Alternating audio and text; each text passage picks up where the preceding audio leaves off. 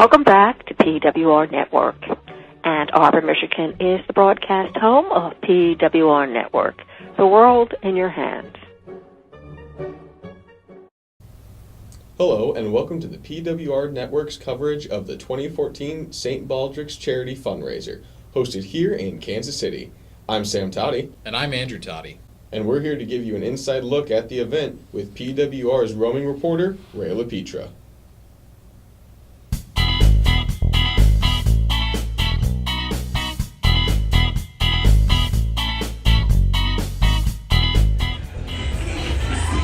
I'm Ray LaPietra, your roving reporter for PWR Network. We're at McFadden's doing the St. Baldricks Charity Foundation fundraiser. As you can see, there's a lot of enthusiasm here, and just take a look at this crowd behind me. Thank you, PWR Network, for being part of this big event.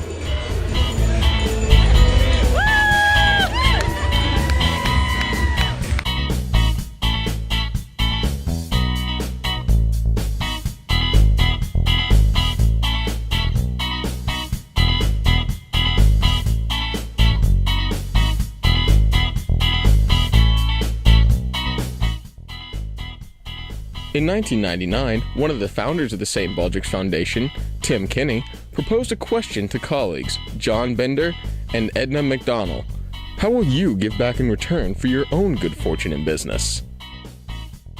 According to legend, it was Edna's thick head of hair that gave John the big idea. Shave their heads for donations to raise funds for kids with cancer.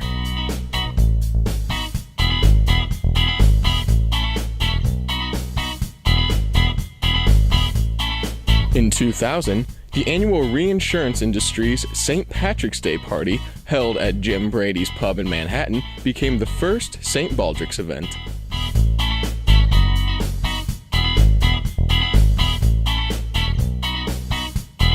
By 2001, after the second event raises $140,000, John and Enda began plans to expand beyond the reinsurance industry.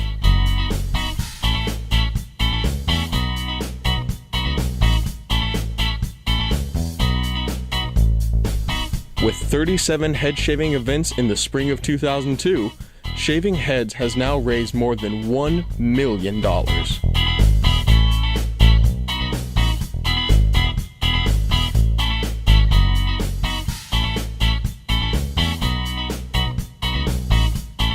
In 2004, the St. Baldricks Foundation is created to maximize volunteer-driven effort.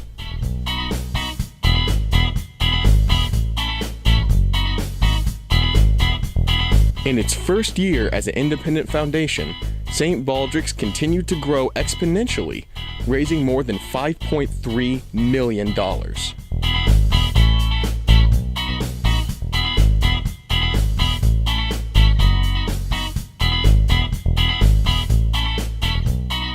Proceeds go to the cooperative research of the Children's Oncology Group.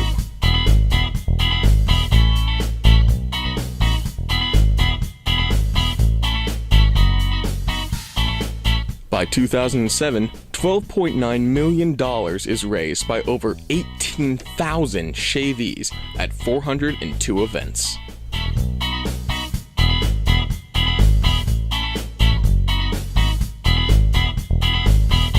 In 2010, the St. Baldricks Foundation hosts its first Research Priority Summit, attended by 16 of the most respected pediatric cancer researchers in the U.S.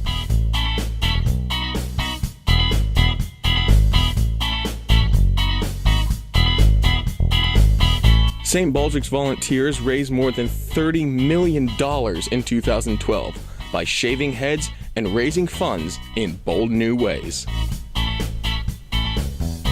This year's record-setting fundraiser efforts allow the fundraiser to mark a milestone: $100 million in childhood cancer research grants since 2005.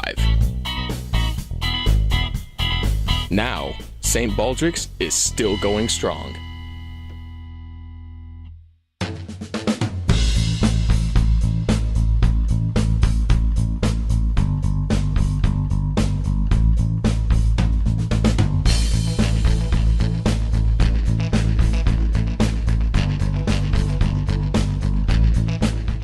My personal connection would be in November. I found out that I had diffuse B-cell lymph node lymphoma. I am here this evening on behalf of my friend Ray, who is the MC here tonight, to raise funds for the St. Baldricks Foundation for Children's Cancer.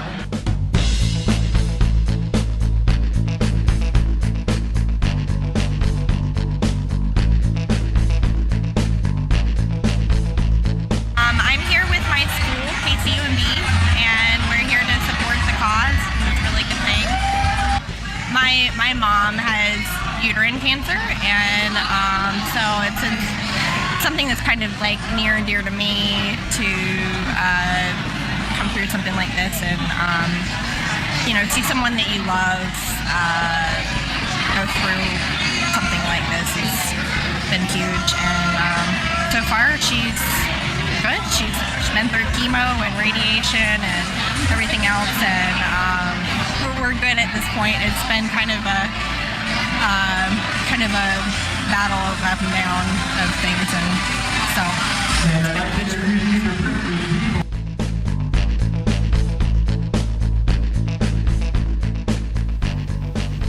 I think it's awesome that so many people came together for this event. I mean, how many times have you been able to fill a room for a cause that you believed in? Yeah, that is something really cool about this event. I mean, all these people come out and are quite courageous, quite honestly, going up there, shaving their head. I myself, personally, that's something that would be quite difficult for me. And it's just amazing that these people come out standing in solidarity with their loved ones and even complete strangers, just showing, you're not alone in this fight and that there's somebody behind you. And I think that's just amazing. It's true. And then also, I understand that the point of going out there and getting your head shaved is because you do want people to come up and ask, because it is obviously not something that you're very used to seeing. So they come up to you and they ask, it's like, hey, why is your head shaved? And it builds awareness for this disease, and builds awareness for the cure, that you need to fight for the cure. You need to be able to put money into that, because it's not just going to happen on its own. Like, we have to do something to help it along. I think these kids, coming along through all this, there needs to be better treatment. There really does. They're fighting every day. They're just, losing all ability to go about their regular routine. And that's something that we need to support. We need to support a better source, a better resource to help these kids get back to really just being kids. And that's why we have these charity events. It's so that you can raise money for better research, for better drugs, for better everything. And more importantly, to be able to help the families who are paying thousands and thousands of dollars per treatment, like not per a whole session to be able to get this disease gone from their child, but just like per chemotherapy. Yeah, this is something that definitely needs to change. It needs to become more accessible and more affordable. I mean, these are people's lives we're talking about. And it's not just the people who come here to get their head shaved and to raise money, but it's also the people that we should recognize are the ones that actually come out here and put it on, like put the whole thing together and organize it.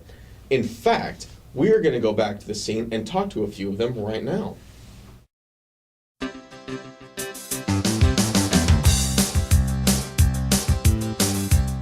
I'd like to start out by saying thank you to Lillian Caldwell of the PWR Network.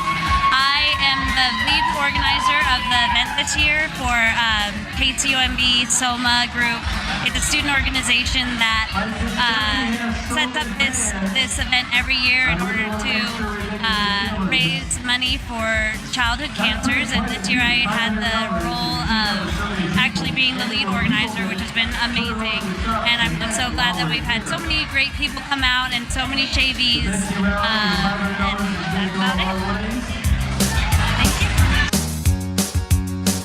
Here to celebrate St. Baldricks fundraiser for SOMA, the Student Osteopathic Medical Association at KCUMB is putting it on to help cure children cancer.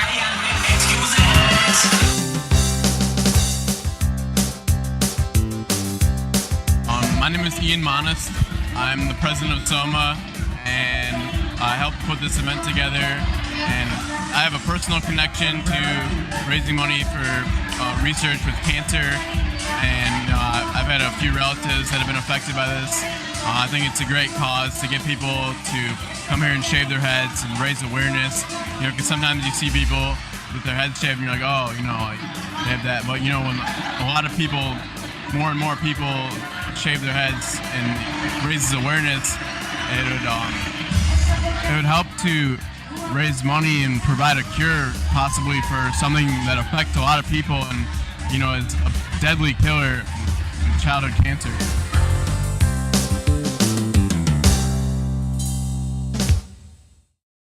That's awesome, and it looks like the event's really picking up. Yeah, I even heard a few people down there volunteering to shave their heads on site, without pre-signing up. That's pretty cool. Yeah, no kidding. I mean, just being at the event's encouraging you to do something like that. Like, that's really something there. Quite honestly, that atmosphere down there, it's just, it's fun. It looks fun. These people are enjoying themselves, and that's what it's all about. It's about getting out there, enjoying yourself, while at the same time supporting a great cause. Yep, and there'll be more fun to come right after these messages. Hi, Lillian Caldwell here.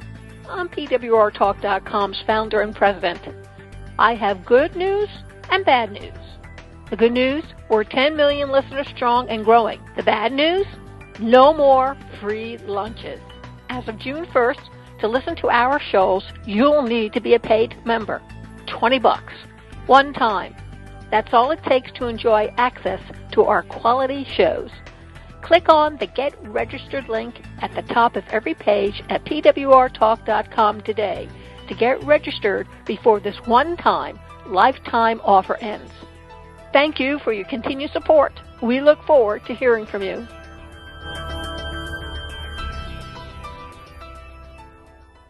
Thank you, St. Baldricks. Thank you, PWR.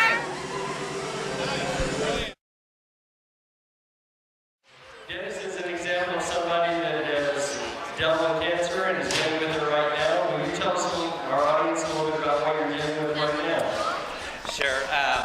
Back the day before Thanksgiving, I found out that I have diffuse B-cell lymph node lymphoma. I've been through 3 infusions, and I just finished up with 17 radiation treatments. And the last PET CT scan, there was no cancer present. Wonderful. Welcome back to the PWR Network's coverage of the 2014 St. Baldrick's Day event. And we are now going to hear from a mother who has actually been personally touched by this horrible disease. Yeah, that's right. And, that type of situation is, the kinds of people who would be benefiting from this kind of charity. And, on the one hand, it's a sad story to see, just kind of where they started out. But on the other hand, it's quite inspiring to see how far they've come along with their recovery. And, this is one of those stories that really boosts your want and drive to really support something like this. These are the kinds of people we're helping, and it's a good thing. And these kids are fighters. They are not going down without a fight, and they are not going quietly. And this girl's story, she is the prime example of someone who is not going to let this defeat her. And now we're going to the scene to speak with the mother as she recalls her daughter's struggle and her unwillingness to give up. Things stay good for her. We really appreciate everyone coming out tonight, doing what they can. Kids need all the help they can get. The childhood cancer is not the same for adults. You can't treat it the same. So they need more specific drugs for their diagnosis.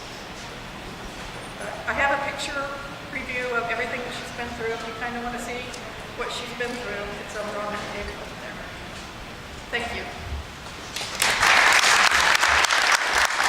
Gloria was only 10 years old when she was diagnosed with a germ cell brain tumor in her optic chiasm on September 12th of 2008.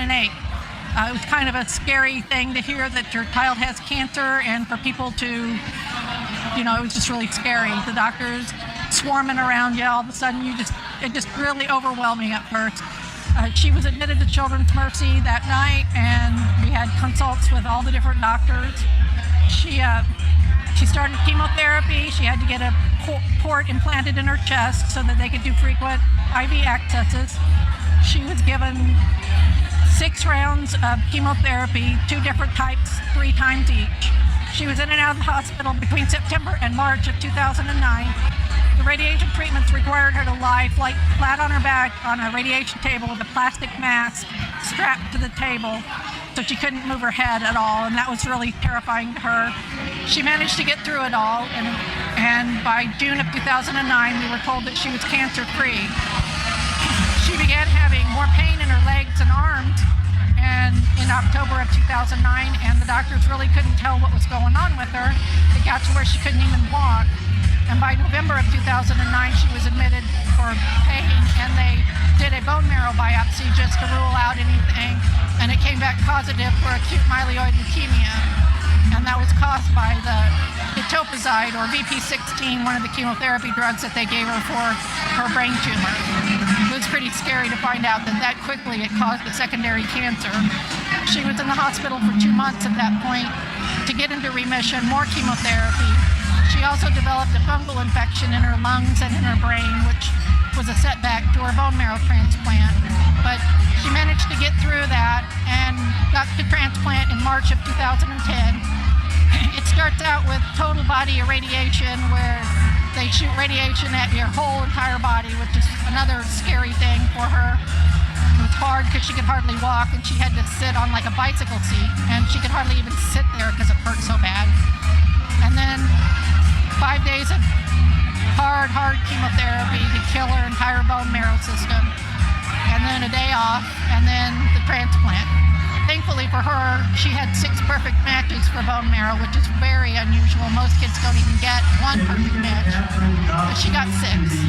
And so that helped her a lot to have a perfect match. She got through her transplant, but she did get the worst case of mouth sores the doctors had seen in a long time.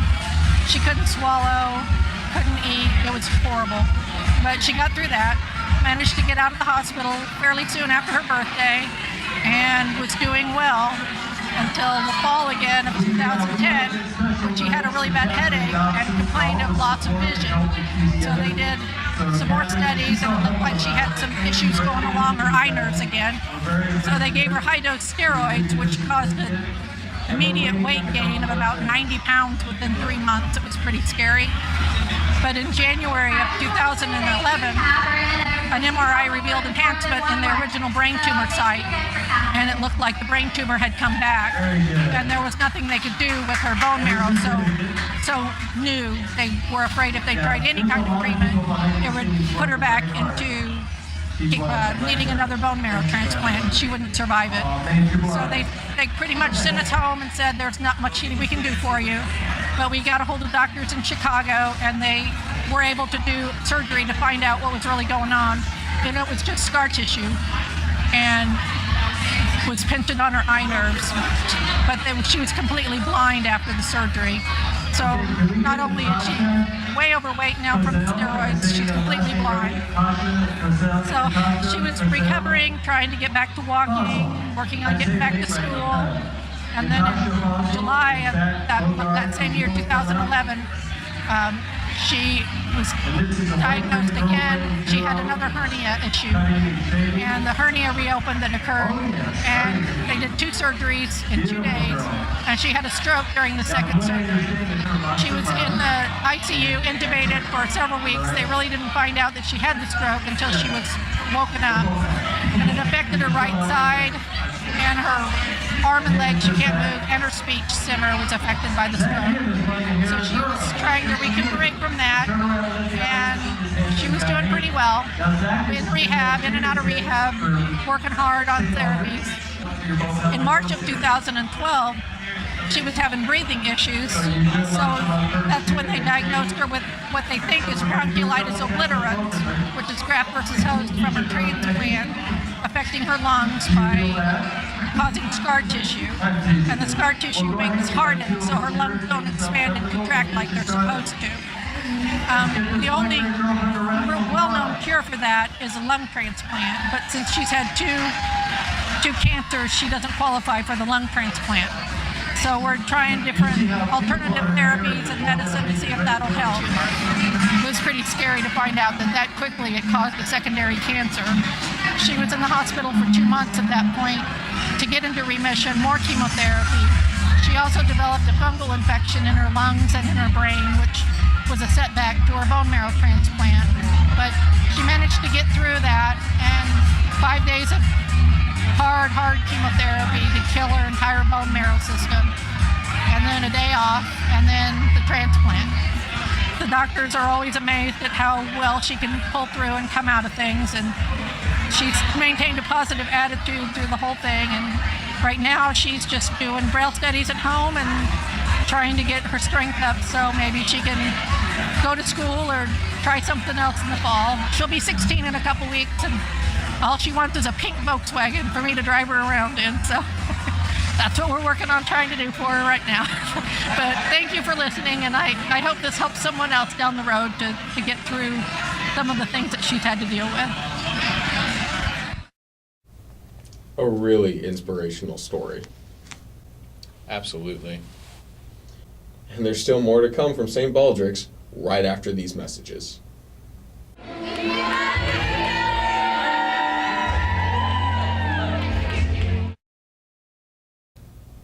And we're back with more on the St. Baldricks charity event.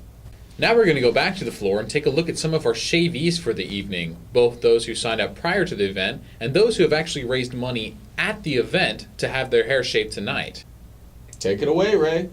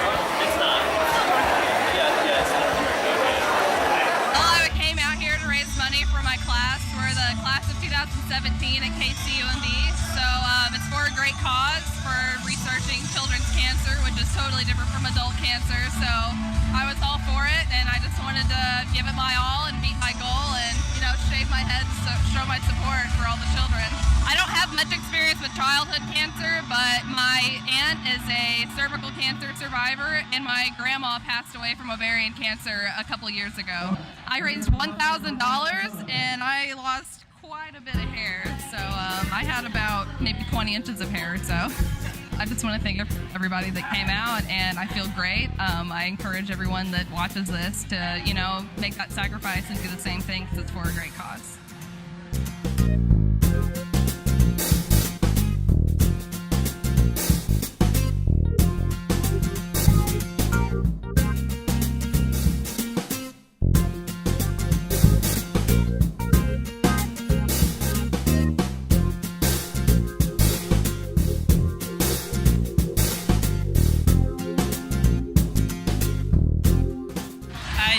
St. Baldricks Foundation. This is my third year being a shavee, and I personally haven't been touched by cancer, but I've had plenty of friends or loved ones of friends who have gone through cancer and the issues with that, and some that have lost their lives due to cancer. And I just think this is a wonderful organization to raise funds for, to help children with cancer. So that's the reason why I do this, and I try to do this every year that I can. She's going to shave her head. So how many people are going to pitch in and know they're doing it? I know we have a lot of enthusiasm. So come on, you can do this. Let's get this done. If you want to raise a little more money and have her meet her goal, we'd appreciate it. Okay. Okay, thanks. Thank you. Everybody, 1, 2, 3, right there we go.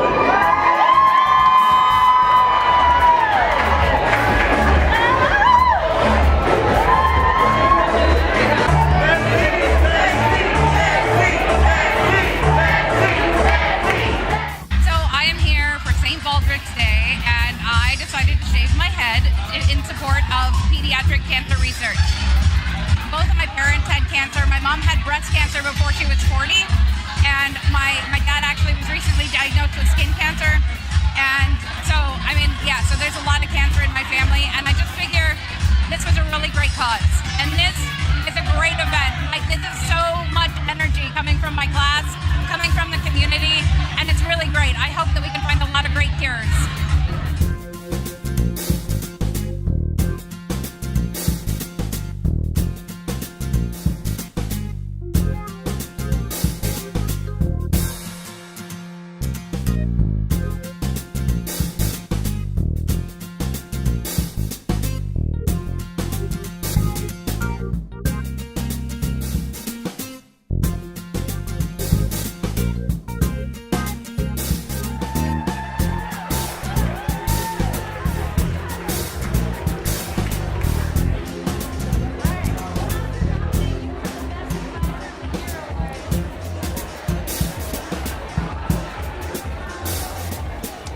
It was really nice to hear a lot of these people's different stories and why they're here to support St. Baldricks tonight.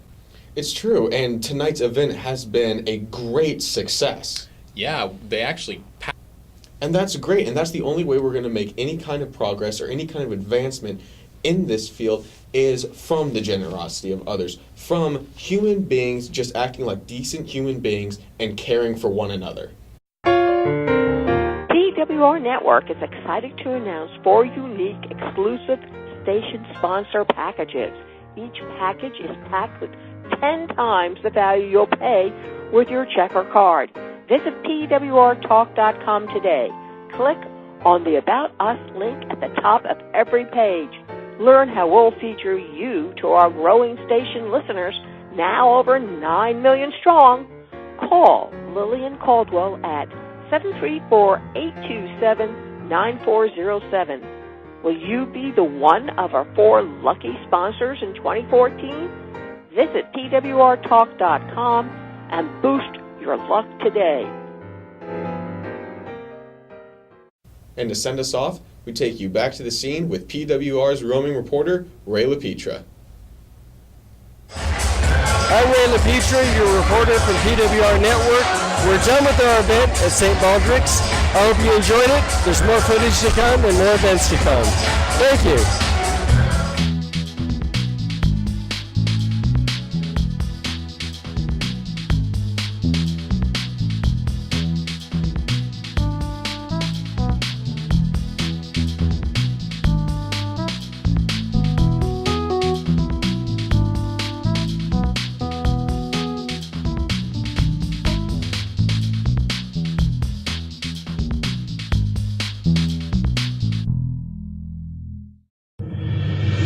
Thank you for listening to PWR Network.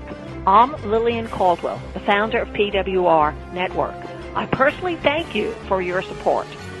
To enjoy the benefits being heard by our listeners, call me at 734-827-9406 to explore how to become a PWR Network host or sponsor. Once again, I'm Lillian Caldwell, the founder of PWR Network. Thank you for listening to this program. We look forward to hearing from you.